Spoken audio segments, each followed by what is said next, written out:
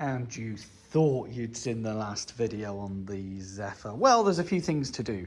So for instance, I never actually got round to replacing the screws that I ordered. And do you remember the trouble? You can see I've already replaced it because it just chewed itself up. In fact, let me go get it. So the same fixing, either side of the triple tree had corroded internally. And it is just one of those places where it's open to the elements. There's a little crack there and yeah, corrosion builds up. And then they just decided to deform themselves and chew themselves up. Although they're looking not bad, because if you watch the video that I made earlier, I was smashing their heads in to reshape them so that I could remove them. So obviously both sides got brand new fixings, and these are fit for recycle. So new fixings, yep, great. There's the old ones. I've also treated it to chrome mirrors. And that's because I hate this mirror. Look at it. It's awful. And it only has one, so it looks a bit off. So that's coming off. And then the final touch is a Bridge Motorcycles Exeter number plate. There's a reason for that. When I first got this Zephyr, the first thing I noticed was it has the domed Bridge Go the Distance sticker on it. And it was one of the reasons that I took this job on. So the existing number plate has been changed over the years. And I went to Bridge Exeter and explained to them about the Zephyr and about this badge sticker, that it was one of their bikes. So I think it's only fitting that the Zephyr gets a Bridge Motorcycles number plate. Oh, I chuckle about these things because it's kind of cute in a way. Okay, let's get some fixings removed from the triple tree and then get on to the thing that's bothered me the most. I hate this mirror. I'm a big fan of Milwaukee tools.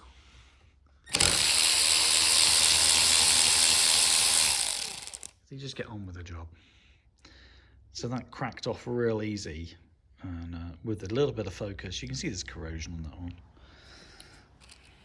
And here's its brand new replacement. So the question is, am I just going to feed this in or am I going to put anything on the threads? Well, I'm concerned. If I go put in something on the threads, such as copper slip, and then I go to tighten this up, it will actually over tighten compared to whatever torque spec Kawasaki would like. I'm a bit of a fan of Bulldog BDX, so I could put a little bit of that on. But essentially this fixing has got a sacrificial coating on it. And that sacrificial coating is zinc. So that will take the brunt of whatever's going to happen. I do wonder whether squirting something in there is a good idea. I don't know, what do you think? Haven't these forks come up well? They were absolutely covered in corrosion. All right, it talked me into it anyway, so a bit of the Bulldog BDX. I might just give it a gentle toot in there. And then I can put the new fixing into the bottom of the triple tree. See if we can... Yeah, you try doing this one-handed. It's like, oh God. Okay, cool.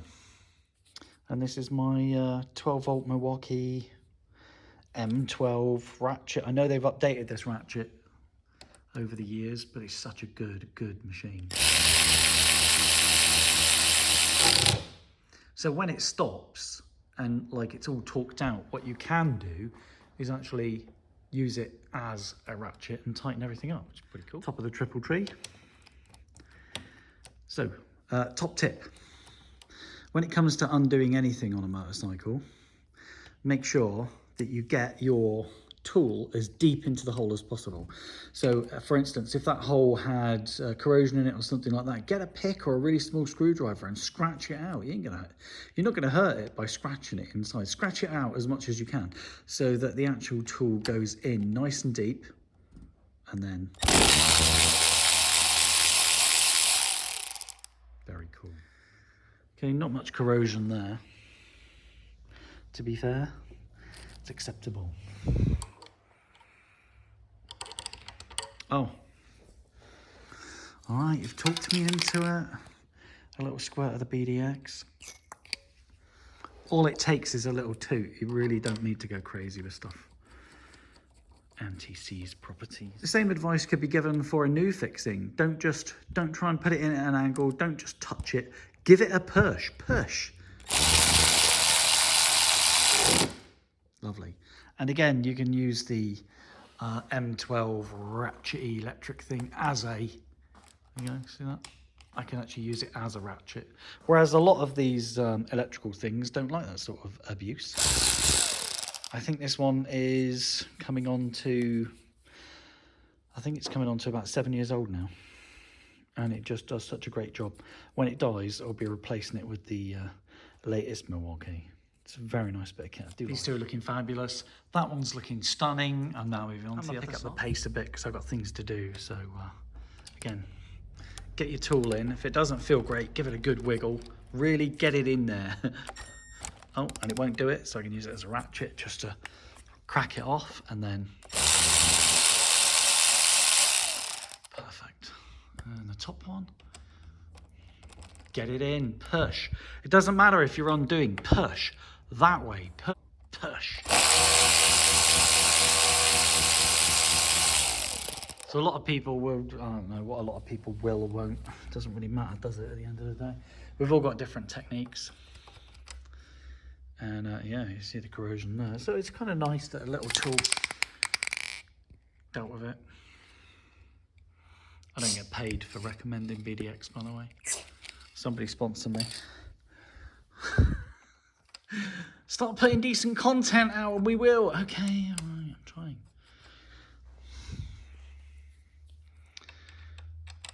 I'm not a fan of putting a power tool. I'd rather thread it on so that I'm happy and I feel like content in life. And then, same for you, matey. Get in there. And then, cinematic shots. They're looking great, aren't they? And you guys, for recycle. Yeah, so pretty grim. You can see the two that were my problem childs.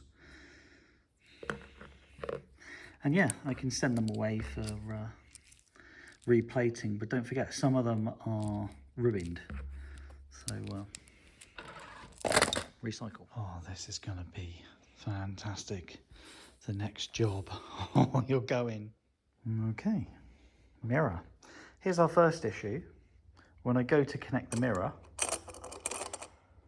the fixing is really, really big on the bike and really, really small on the mirror. So let's see if taking a spanner to this yields us a better result. I don't often show people my toolbox, but it's not the tidiest toolbox. It's going to be, I think that sort of size was a 20 or a 21. I'll try a 21. If I got it wrong, we'll home for the 20. We are at 21. Let's hope we've got a smaller thread under there. Oh, bye. We do. And that's what we have. I don't have much use for anything like this. I guess they were for aftermarket mirrors, maybe. I'm not sure. You don't get many mess ups like that these days with the way materials are so difficult to come by. Nobody would waste that. Before we begin, bit the old GT85. I like GT85 because it smartens things up a bit. Also, when the solvent evaporates, it leaves behind a dry lubricant. And since I'm not sponsored by a big petrochemical company, because why would they, I'm going to recommend the products that work for me, rather than just suddenly jumping on the bandwagon of, this is amazing, this is amazing. And you're thinking, you've never mentioned that product before and I've known you for years. Are you sponsored?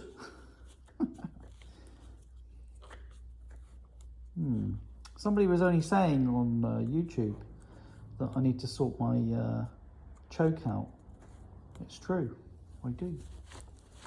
All right, we're looking a lot better. Let's get that new mirror installed. So the way these mirrors work, you have a threaded section. So that's going to thread into there, I hope, because I haven't mated these up before. And then this part here is what locks it into positions, what locks the mirror stem into position. So I haven't mated these up yet. So yeah, we're looking good. Thank God. So we'll just thread that in. I'm going to make sure the locker is quite high.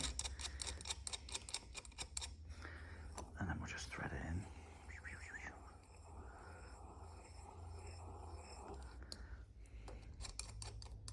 Okay. Well, that's where it ends, which isn't a great position for, for my needs. I'm going to need to lock it into a position such as that. And let's go and get a spanner and pop it on there, and then we can lock it down, hey? Because I can't go much further than that, yeah. Okay, let's get a spanner. For best effect, you want something that's long. So I got stumpy spanners here, and you could just grab a little stumpy and then nip it up that way, but I don't really want to be riding along and the mirror give me any issues. So we'll go for something longer. Try 14. Okay, doing this one-handed is not... One day I'll get it. So all I'm doing is I'm... Try and explain yourself, Alex. I am positioning the mirror so that it is sort of in line with the handlebar. The stem is in line with the handlebar, okay? And then I want to lock it off. But in order to do that, I need to, first of all, make sure that this 14 is correct, and it is. And then 2, I need to actually hold this whilst tightening it up. And I only have one hand, so I'll pause the camera, come back. Nice.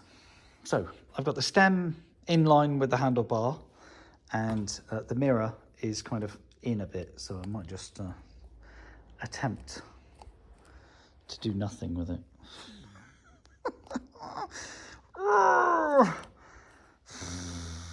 I might just leave it alone. Come on, you weed.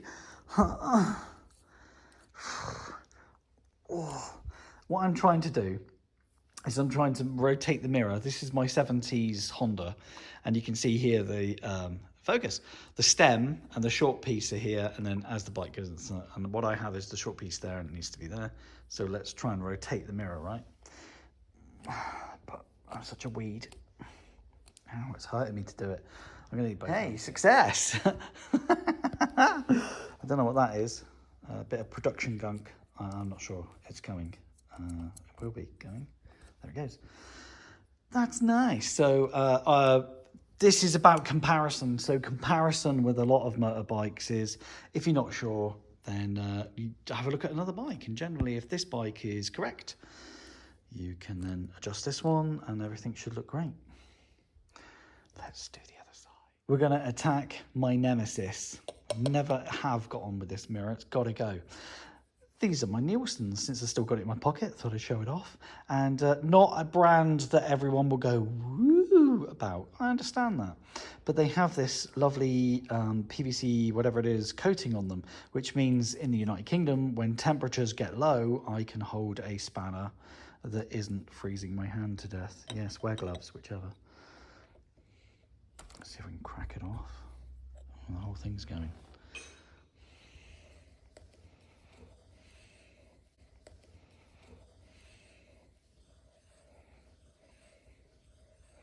Did you notice? I don't know if you care, but the thread on this one is the different way around to this one. Yeah, you're gone. What's the only cute thing about it is it's got the data tag on it, because the bike's data tagged. That's about it. The mirror was data tagged by its previous owner.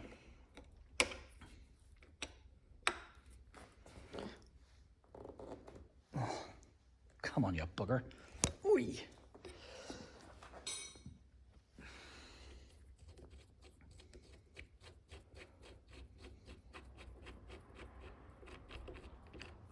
That's doing my head in already. Yeah, so in today's modern manufacturing, parts like this for aftermarket mirrors wouldn't be a thing. They would actually make the correct thread for it. But I guess back in the day when these mirrors were created for the aftermarket, materials were in better supply, and that's just a profitability thing, you'd say. I don't know. The world has changed. Oh, I was just about to put this in. I thought, let's tidy this area up. This is not a clean microfiber. This is kind of my disposable microfiber that just kind of sops up some of the... In case you're wondering whether I use it to polish the tank. No. I guess in the comparison stakes, there's also a bit of a size difference from mirrors of the past to mirrors today. So the older one is certainly a lot larger. You'd see the stem is shorter on this one. There's a lot less materials being used today in the manufacturing of products. So I'm just going to make sure the locking part is screwed up pretty high. And then we'll thread this in. Will we? Am I doing it the right way around? Of course I am. Hero's come to see us. He's like, what are you all doing with my dad? Why is he taking so much time on that motorbike and not fussing me? All right, mate. Good dog. Hey? Yes, you're very good. Can I get back to work now? Yeah. Foster Chihuahua. Good boy. He's such a slave driver, isn't he?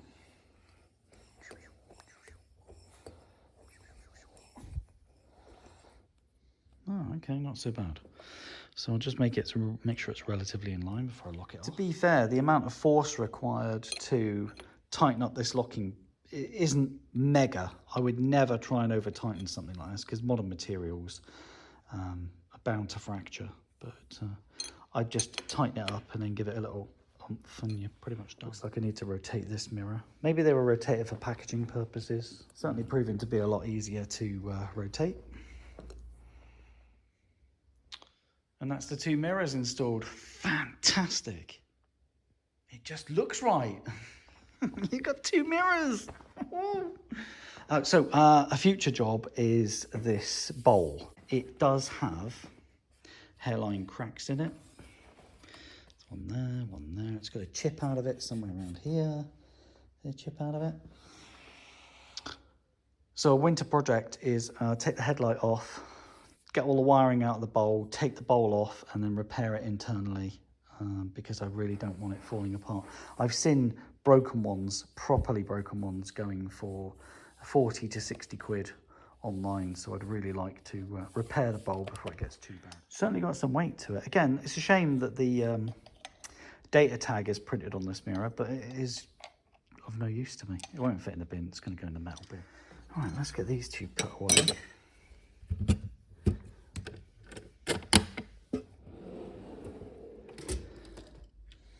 Now I'm going to need a flathead screwdriver, medium. Oh, if I was any more organised, and a 10. I could use a, what's the 10? I could use a socket. So it's time for the number plate to come off. Behind it, these little nylon nuts. Really, I'm not so much undoing it, but I'm just holding on to it with a 10mm. And then I'll just put a flathead screwdriver and then undo. Okay, this is the old number plate off. Here's my new one. Don't think I'm getting precious about not showing you my number plate. It's not because I'm scared to show you my number plate. It's because there's a lot of cloning going on. So I've been advised to try not to show it, although you may get little peaks here and there. I just didn't want to make it easy for somebody to clone it because everyone wants to clone a Zephyr. That this number plate's seen some abuse. Something that obviously got to me was the fact that the bracket over the how old is the Zephyr? I think it's about 30 years old, 29, 30 years old. So I can see that the bracket or the plate, let me go to the bike. Hey there. So this is the side with the chain, which is why this side of the plate is absolutely scummed up. And this is the side of the exhaust, which is why this side of the plate is absolutely fine. And here is my rusty bracket. Hi, rusty bracket. And here is my plate. So when I fit it on, what I've noticed is if you look at it, you can see one side's lower than the other, yeah? So the question is there subframe of the motorcycle straight, or was this just put on at a pissy angle? What is it? So I might just, I think the bracket is actually lower this side than it is this side. And I'm looking at the bike right now thinking it is actually slightly lower that side.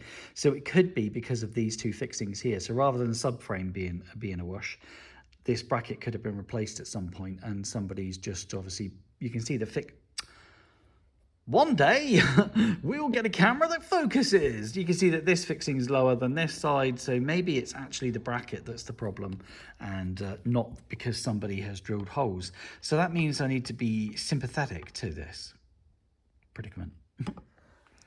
Back to the plates. And by sympathetic, what I mean is if I was to just measure the gap and then just bore a couple of holes in the new plate will actually be off. It'll be, when fitted to the motorcycle, it'll be off slightly. So I want it as square as possible, which means I don't have any choice but to put the old plate on top of the new. Now, a couple of different ways of doing this, but I'm just going to try and true it up as best I can, and then go find me a real or fake. Fake Sharpie pen gear. Now let's do this right. Let's get a real Sharpie. Zephyr, I don't want to do you down. Kitchen area has real Sharpies. Okay, we've got ourselves a real Sharpie. Fake Sharpie, you can go back in your drawer. And all I'm going to do is just make sure that these are as fine as I can make them. So I'll try and make sure the edges both sides are reasonable, try and make sure the tops are lined up, and then I'm going to stick a Sharpie, and then we're going to get drilling. Okay, so I'm pretty flat along the top, and I'm happy the side edges are good. So I'm going to hit this hole up, and then hit this hole up, leaving me with a dot there and the lower of the two there. So now go find me a drill bit. Nope. No, yes. Hello, drill bits. Come in with me. I just need a drill bit that fits the holes nicely. And that's the one. It's a 6mm. Where the bloody hell's my drill? Hey, what are you doing with that on you? Oh, I must have been up to no good.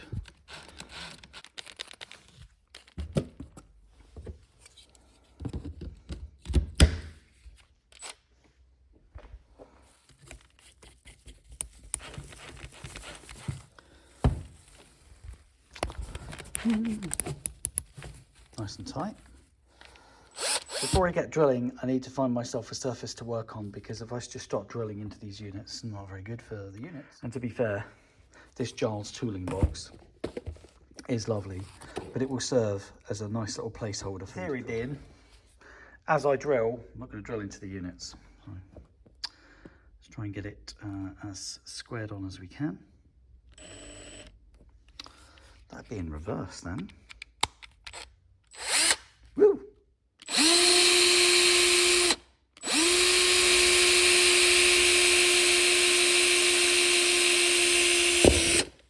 Now for the second hole, bottom of the two.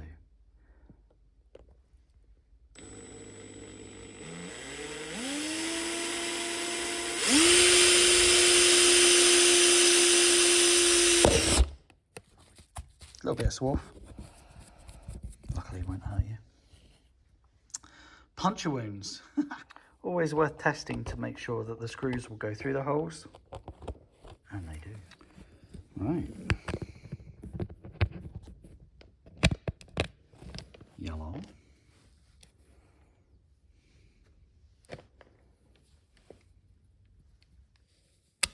Black. Installation's as easy as removal. I like to get my screws kind of straight. Hey, ish. And we have our Bridge Motorcycles number plate on the Zephyr. Get on. I suppose I have to put my tools away. Actually needed 11. So for some reason the nylon nuts were 11mm.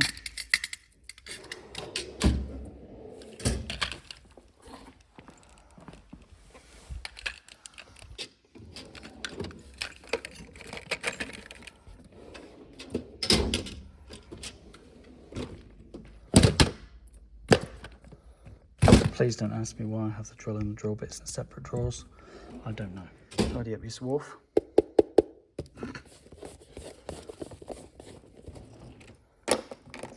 End result. New number plate. New fixings for the triple tree. And new mirrors. So good, so good. I can't wait to take the Zephyr out tomorrow and faff around adjusting my mirrors and showing off my new number plate. Woo-woo!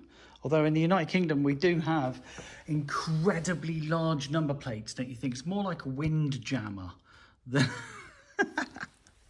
but it is what it is. This has been such a fun project, and thank you all for tailing along. Some of the other jobs for the future will include what's going on here. So that isn't just dirt, that is aluminium oxidizing. I'm not entirely keen on these, they've got to go. We're also going to work on making these alley engine cases and fins look a little bit better. So that should be a learning curve for me. And also the rear wheel is suffering quite badly from aluminium oxidization. So we're going to get its wheels off and beautify them, I think. Beautify them. What else have I forgotten? HT leads. This is my little Zephyr pile. Rear brake pads. Spare seals that I never used. I thought I'd need a fuel switch in line. 6mm. I didn't. Some spare fixings, so that's always good. For the side covers, genuine Kawasaki. Ended up with a lot of them.